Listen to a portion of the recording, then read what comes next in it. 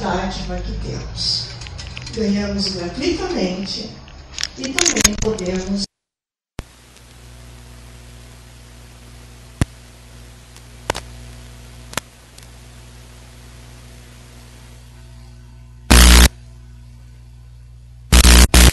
cuidar dos nossos relacionamentos.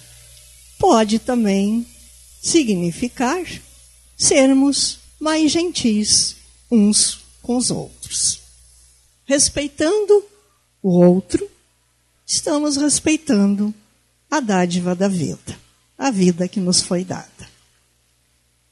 Mas nós temos um mau hábito de dizer que nós não podemos ser muito gentis com os outros porque não temos tempo, porque vivemos apressados, estressados.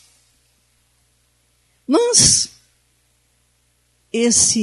essa má educação nossa não requer muito tempo. Apenas requer que a gente abra um espaço, um parênteses na nossa vida e procure dar maior atenção ao outro que caminha do nosso lado. Por exemplo, se estamos em uma reunião, se estamos em uma casa de um amigo ou de qualquer outra pessoa e precisamos sair mais cedo, nós vamos pedir licença. Com licença, eu tenho que me retirar. E essa pessoa diz assim, dou, ou tudo bem, pode ir. Mas em vez desse dou, ou tudo bem, pode ir, ela nos diz assim, imagine, nem precisava pedir. Que bom que você veio. Que bom que você esteve aqui conosco essas horas. Nos acompanha até a porta, até o portão, nos dá um tchau. Então essa gentileza não precisou de muito tempo. Bastou alguns minutinhos e nós nos vamos nos sentir bem melhor. Vamos sair, se é uma reunião, vamos sair bem mais tranquilos, porque não podemos ficar até o fim. Se estamos na casa de uma outra pessoa, também sairemos tranquilos, melhor, nos sentindo assim que fomos compreendidos. E isso não precisou de tanto tempo na nossa vida. A gentileza, portanto, não demanda tempo, mas o olhar para o outro com gentileza, com serenidade. No livro A Arte de Ser Livre, de Ser Leve, da jornalista Leila Ferreira, ela nos diz assim, achar que a gentileza é algo supérfluo é miopia. Gentileza é qualidade de vida, por um motivo muito simples. A vida é feita de relacionamentos. Então, quando achamos que a gentileza é algo sem importância, ela está nos dizendo que não. Que como a nossa vida é feita de relacionamentos e nós não vivemos isolados, nós vivemos, sim, em sociedade, como nos diz o Livro dos Espíritos. E, nesse sentido, viver fazendo uma gentileza para o outro é nos sentir bem melhor, nos sentir mais civilizados e com respeito. Ninguém gosta de conviver com pessoas mal-humoradas ou desagradáveis. Então, à medida que nós fizemos esse trabalho de ser gentis, nós vamos evoluindo e vamos nos afastando do nosso ego, de olhar só para dentro de nós. E estamos, assim, olhando para o outro, colocando a atenção no outro. E muitas vezes nos colocando no lugar do outro. Será que aquela pessoa está bem, não está bem? Se a gente é gentil, a gente melhora o outro. Isso não implica, então, em muitos sacrifícios, apenas que nós devemos olhar um pouquinho, então, para o nosso lado. Se nós somos gentis, nós vamos diminuir o fardo da nossa presença junto com a outra pessoa. Nós vamos nos sentir mais leve. Em consequência disso, o outro que está ao nosso lado não vai sentir a nossa presença como um fardo tão pesado. Vai também se sentir melhor. Assim a gente começa a trocar relações, não é, nesse nosso convívio, onde nós nos tornamos mais saudáveis. Por isso, agradecer a vida. Essa vida que nos é dada tão gratuitamente. E que nós podemos fazer essa gentileza com o outro de viver melhor. Esse é um dos aspectos desse aprendizado, porque nós temos muitos outros. E nesse nosso aprendizado de gentilezas, de valorização da vida, nós vamos buscar e falar um pouquinho na maternidade, que é aonde nós geramos essas vidas e aonde nós fomos também gerados. E a importância de gerar uma vida e de cuidar e de aprender junto com ela. Porque à medida que nós vamos caminhando com os nossos filhos, nós vamos aprendendo. À medida que a gente vai sendo filhos e os nossos pais vão envelhecendo, nós também vamos aprendendo a cuidar deles, a ser mais paciencioso, a ser mais tolerante, compreensivo, com as suas limitações. Então, tudo isso é um aprendizado. Walter Barcelos, na Arte Moral de Educar os Filhos, nos diz: o aprendizado espiritual e moral de qualquer criança começa a partir da recepção do berço, das influências psíquicas, psicológicas e emocionais de seus pais ou tutores. Qualquer tipo de mensagem moral dos pais é captado pelo mundo mental da criança no ambiente familiar. Então ele nos diz da importância da maternidade aqui, da importância de criarmos os nossos filhos. Desde que o nosso filho é concebido, é gerado, ele está em aprendizado. A mãe passa para este filho suas emoções psicológicas, psíquicas, suas alegrias, sua tristeza, como é que ela está recebendo aquele recém-nascido. Se é um tutor, no berço, ele vai ensinar as primeiras noções morais e espirituais.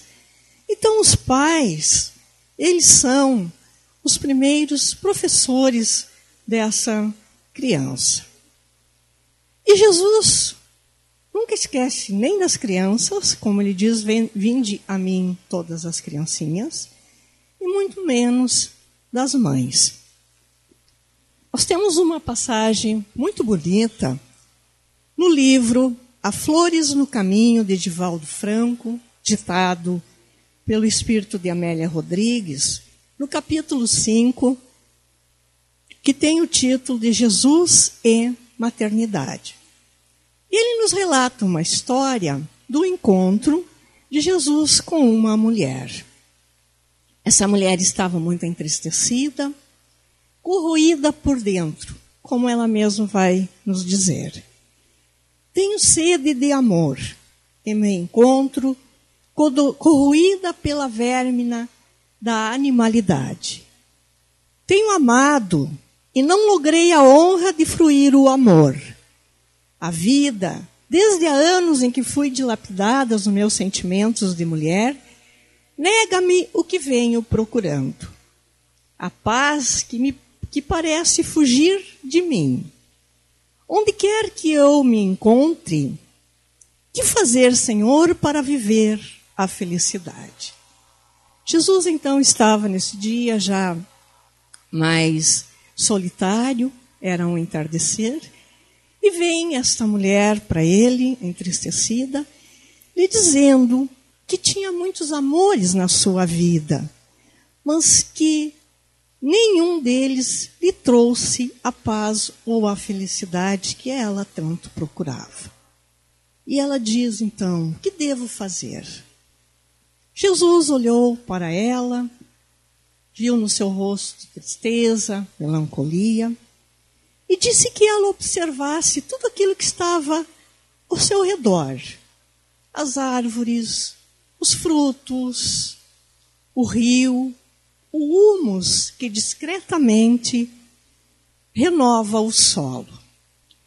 E diz que toda aquela ordem, toda aquela harmonia era fruto da criação de Deus, ensinando o equilíbrio à vida. E diz, o que parece caos transforma-se em bênção. O que aparenta transtorno se converte em paz, porque tudo vigem a sabedoria do Criador. Então, aqueles momentos que a nossa vida parece um caos, que tudo dá errado.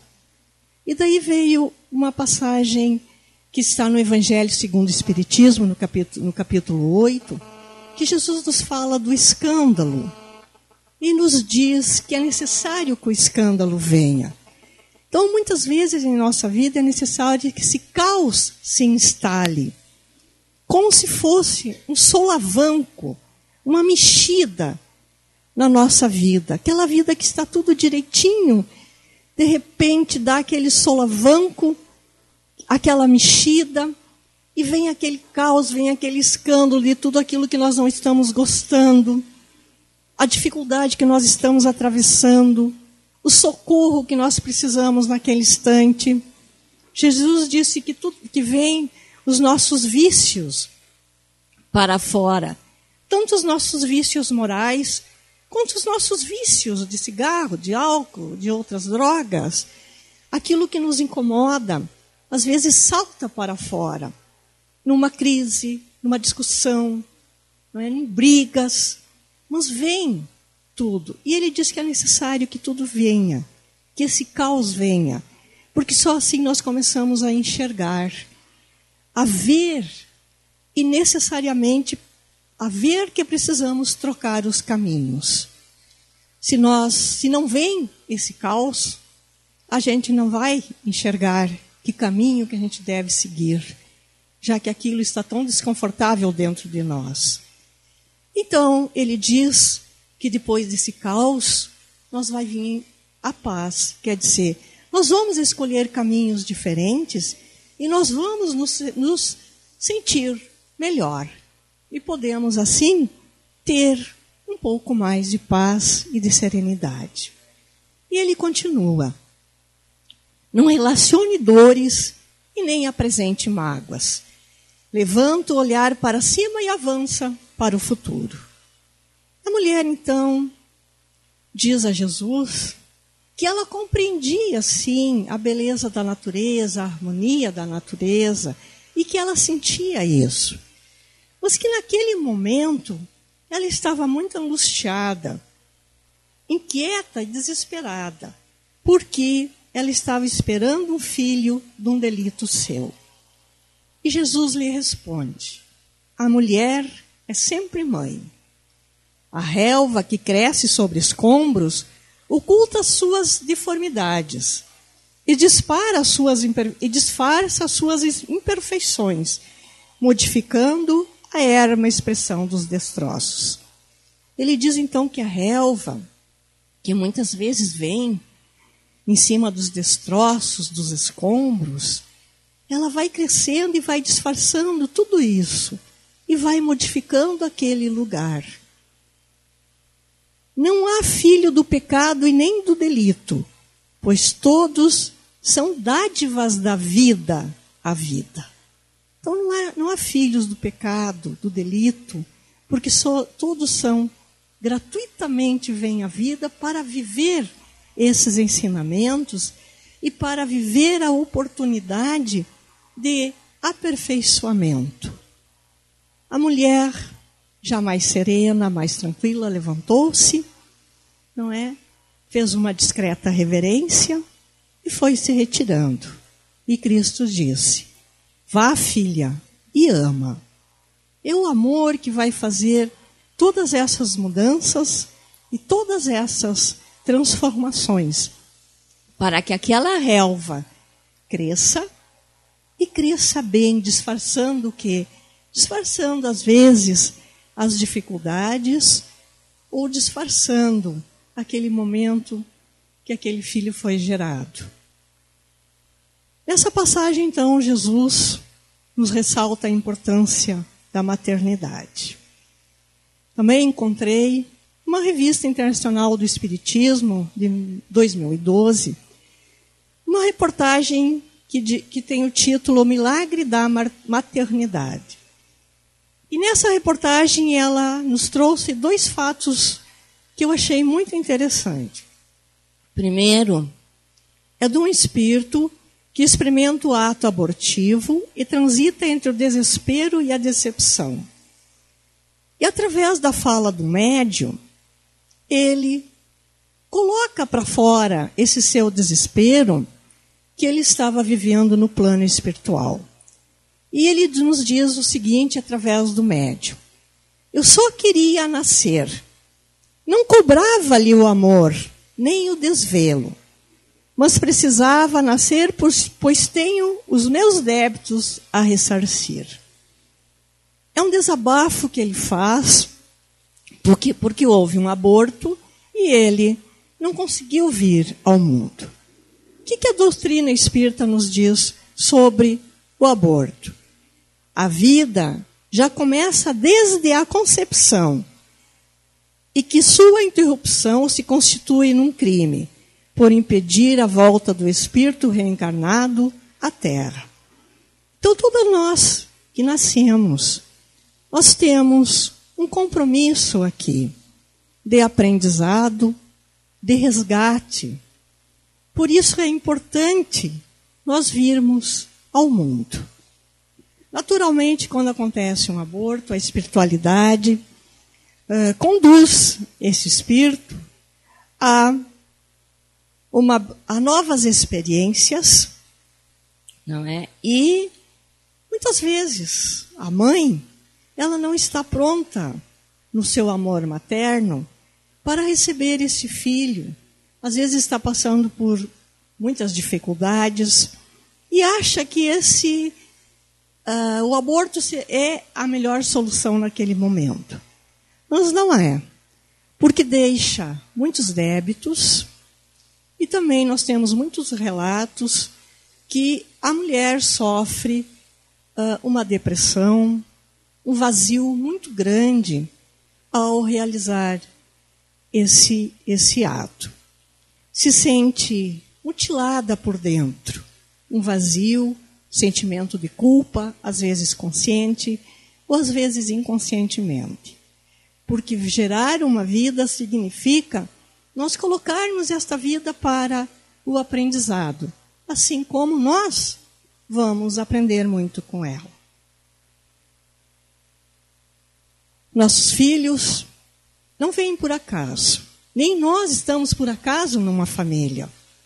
Nós estamos ali para resgatar, muitas vezes, débitos, resgatar antigas contas, purificar emoções, renovar impulsos, partilhar compromissos ou aprimorando as relações afetivas de alma para alma. Então esse é o nosso comprometimento e é um comprometimento muito grande, porque estamos aqui resgatando.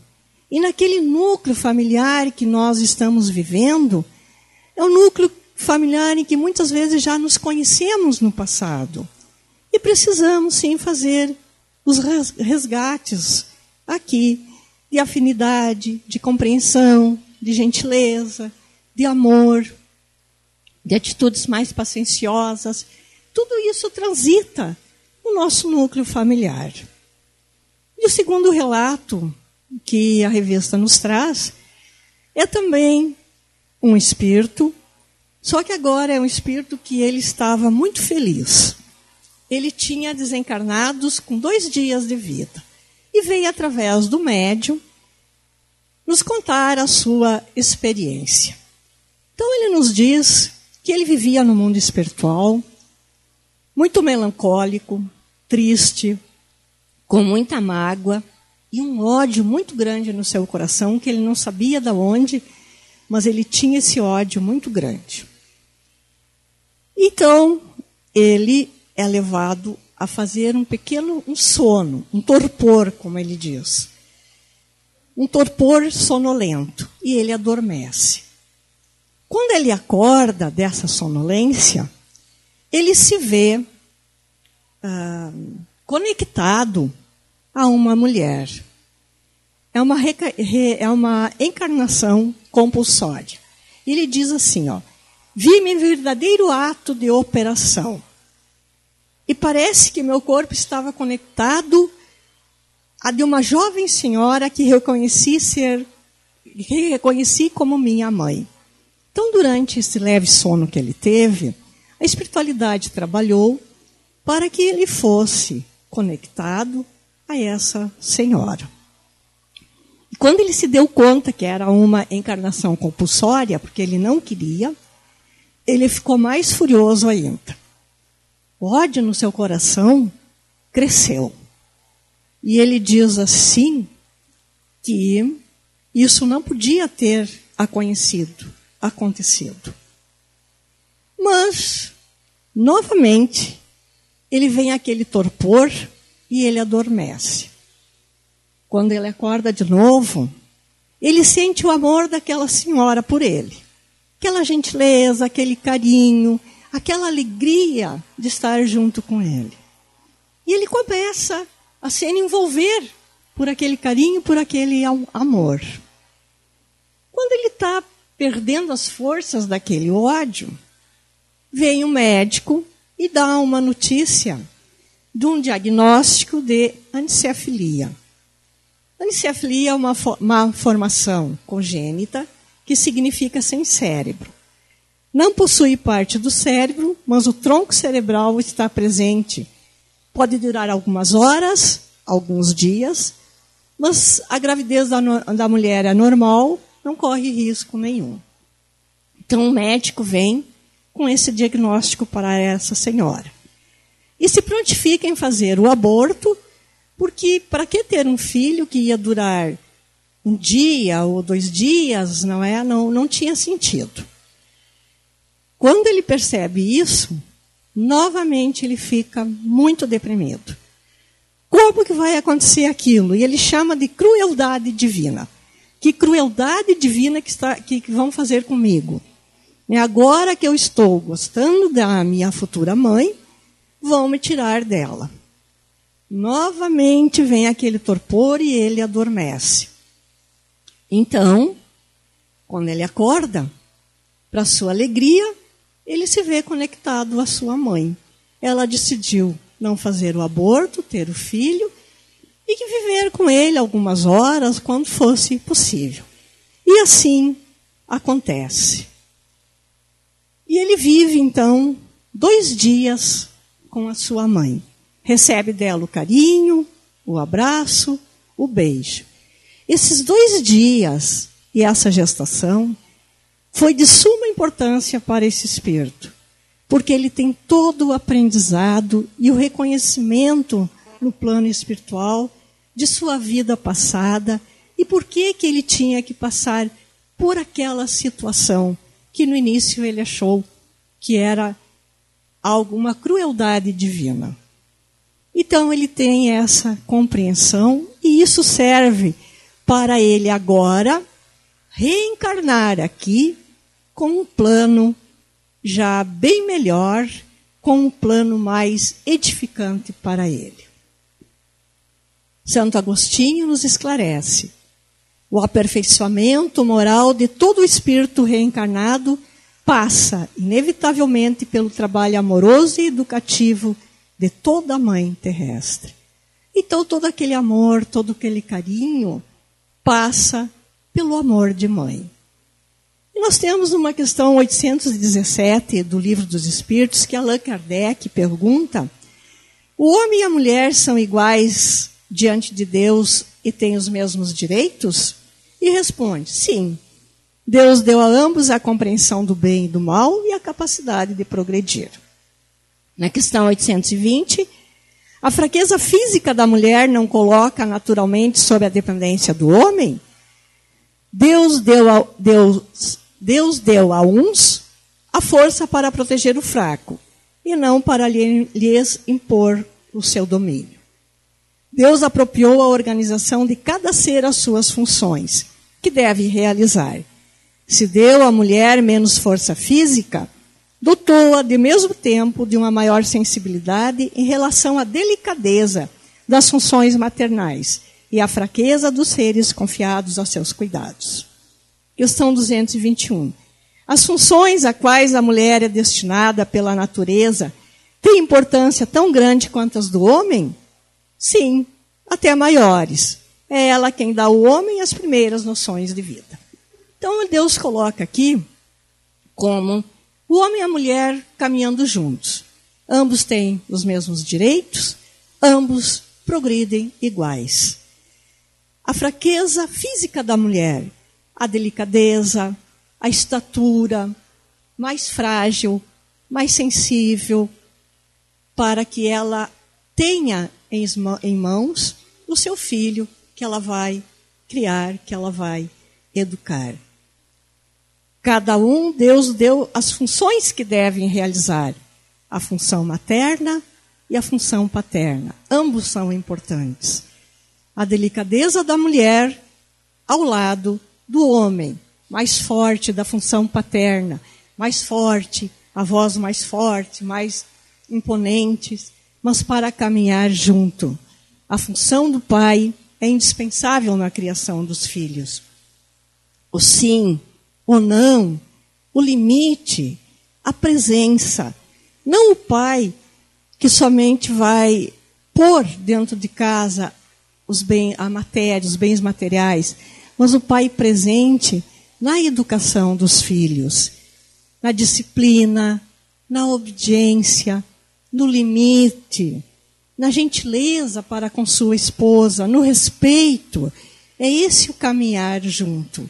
Então ele diz que a mulher é mais frágil, mas que ambos devem caminhar juntos e ambos, tanto a função materna quanto a função paterna, é indispensável na tarefa de educar e criar os filhos. Novamente, Santo Agostinho nos diz que a tarefa não é tão fácil como podereis pensar. Não exige o saber do mundo. O ignorante e o sábio podem cumpri-la. E o Espiritismo vem facilitá-la ao revelar as causas das imperfeições do coração humano. Então, para educar os nossos filhos, não necessitamos de saber pedagogias, de fazermos faculdades, curso superior. Basta que o nosso coração saiba os ensinamentos de Jesus na educação moral, na educação cristã. Saibamos que a disciplina é importante, saibamos que o pai tem o não e o sim junto com a mãe, na voz mais forte, mas na voz que dá o limite, que dá o apoio.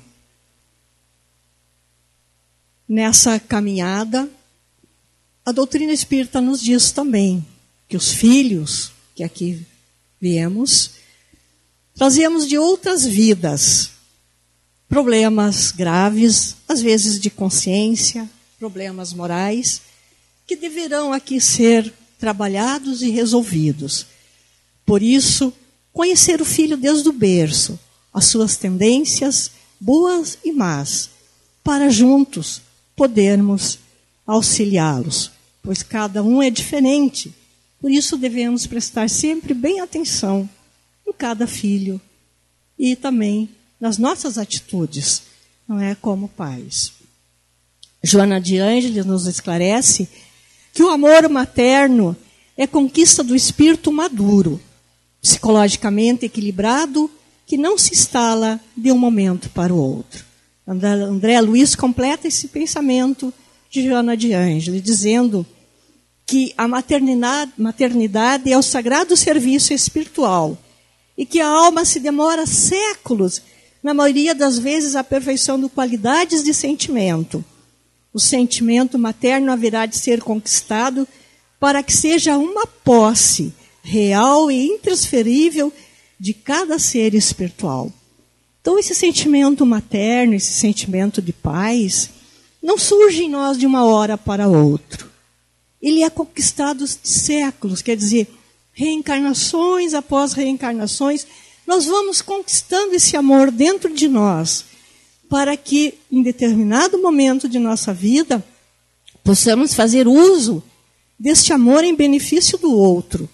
E também, muitas vezes, de nos fortalecer. Nos perguntamos, às vezes, de onde vem aquele amor incondicional de uma mãe que tem o seu filho com dependência química, com o uso do álcool ou de outras drogas. De onde vem aquele amor de pais que não abandonam jamais esse filho, que sempre estão com ele, que sempre estão junto, procurando ajudá-lo, auxiliá-lo. Sabemos, dentro da doutrina espírita, o quanto é difícil esse trabalho, porque nós temos a obsessão nesses vícios de droga e de álcool. Temos também a vontade do dependente de querer parar com esse vício. E esses pais sempre junto, ali, incansáveis, auxiliando esse filho, aprendendo, buscando ajuda, tanto em grupos, como ajuda psicológica, ajuda de médicos, estão sempre ali. Outro, da onde vem a mãe que perde o seu filho precocemente? Da onde vem a sua coragem? Da onde vem a sua resistência? A sua compreensão de continuar caminhando? E a doutrina espírita nos diz que esse amor materno que foi conquistado durante tanto tempo, durante anos, ele não deve ser jamais sufocado, muito menos nesse caso.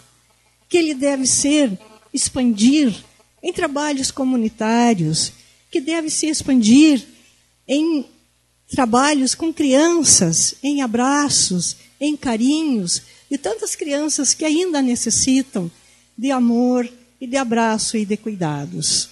Que não deve nunca ficar sufocado esse amor materno que foi conquistado durante tanto tempo. Lembramos uma passagem de Jesus, quando Jesus está na cruz e Maria está junto com ele. Maria é o exemplo de superação, de amor e de dor, de compreensão. Então Jesus está junto com Maria e ela lhe diz assim: mulher, João está junto com Jesus também nesse momento. E lembram que Jesus, olhando para Maria, diz: mulher, eis aí o teu filho. E ao discípulo João, que estava junto com Maria, diz: eis aí a tua mãe. Nesse momento, Jesus pede que Maria assuma a maternidade espiritual de toda a humanidade na figura de João. Mulher, eis aí o teu filho, e para João, eis aí a tua mãe. E Maria, nesse momento, assume toda a nossa espiritualidade, toda a nossa caminhada. No livro de José Carlos de Luca, Cura e Libertação, no capítulo que ele nos relata, Maria, a mãe que cura e liberta, ele tem uma passagem que Maria está com Jesus numa festa de casamento e terminou o vinho. E naquele período, naquele tempo, terminar o vinho significava uma decepção muito grande para os noivos e para os convidados. Então Maria, vendo a aflição dos noivos, pede que Jesus providencie o vinho. E Jesus, então, atendendo ao pedido de sua mãe, providencia o vinho. E Jesus, então, chama os empregados e diz: faça tudo o que Jesus disser. E Jesus disse: encha 6 potes de pedra com água. E ele transformou esses 6 potes de pedra com água num vinho de boa qualidade para o alívio dos noivos e a alegria dos convidados. Então Maria, nessa simbologia, ela sempre intercede por nós junto com Jesus. Mas ela pede que a gente não esqueça. Faça o que Jesus te pediu. O que Jesus nos pede é que os nossos potes de vida estejam sempre recebendo amor, perdão, caridade, fé, perseverança, atitudes positivas, boa vontade de fazermos as nossas mudanças, que, com certeza, essa intercessão de Maria junto a nós será sempre com bons resultados. Então, que os nossos potes de vida sejam cuidados por nós, para que nós possamos ter dentro de nós esse amor, esse carinho e essa perseverança. Chico Xavier, na oração das mães, nos diz assim: ajude-me a governar o coração para que o meu sentimento não mutile as asas dos anjos ternos que me deste. Adoça meu raciocínio para que a minha devoção afetiva não se converta em severidade arrasadora. Quer dizer, ajude a ter equilíbrio, para que eu não corte as asas dos meus filhos, para que eu deixe voar, para que eles aprendam a viver, para que eu não seja aquela mãe que sufoque, mas aquela mãe que ama e que liberta, que tenha os seus cuidados, mas que deixe os seus filhos crescer. Agradecermos, então, a vida, que seja a nossa mensagem de hoje. Agradecer todas as nossas oportunidades de crescimento, para nós e para os nossos filhos. Sermos gentis é um dos aprendizados que nós temos que ter. Amar mais do que ser amado, compreender mais do que ser compreendido e consolar mais do que sermos consolados. Obrigado pela atenção e uma boa tarde a todos.